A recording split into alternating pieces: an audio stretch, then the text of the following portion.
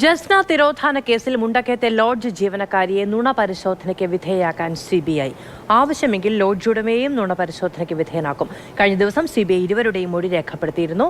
ഷിനോജ് ജസ്റ്റി വിവരങ്ങളുമായി ചേരുകയാണ്. ഷിനോജ്, പ്രാഥമികമായി ഈ അന്വേഷണ സംഘത്തിനുള്ളൊരു സംശയമെന്ന് പറയുന്നത് ഇവരുടെ വ്യക്തിപരമായ വൈരാഗ്യം ഈ കേസുമായി കൂട്ടിക്കുഴച്ച് അതിൽ നിന്ന് ലാഭമുണ്ടാക്കാൻ ശ്രമിക്കുന്നുണ്ടോ എന്നുള്ളതാണ്. നുണ പരിശോധനയില്ലാതെ മറ്റു മാർഗമില്ല എന്നാണോ ഇപ്പോൾ വിചാരിക്കുന്നത് CBI സംഘം?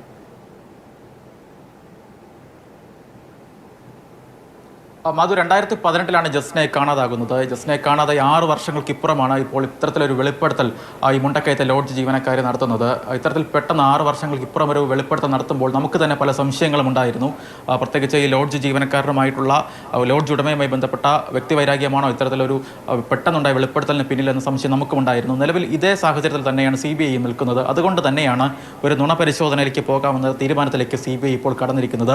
സാധാരണ 3 കാര്യങ്ങളാണ് CBI ഇതുമായി ബന്ധപ്പെട്ട് ഈ നുണപരിശോധനയുമായി ബന്ധപ്പെട്ട് ചെയ്യുന്നത്. ഒന്നുകിൽ പോളിഗ്രാഫ് ടെസ്റ്റ് ആയിരിക്കും, അല്ലെങ്കിൽ നാർക്കോ അനാലിസിസ് ആയിരിക്കും, അല്ലെങ്കിൽ ബ്രെയിൻ മാപ്പിംഗ് ആയിരിക്കും.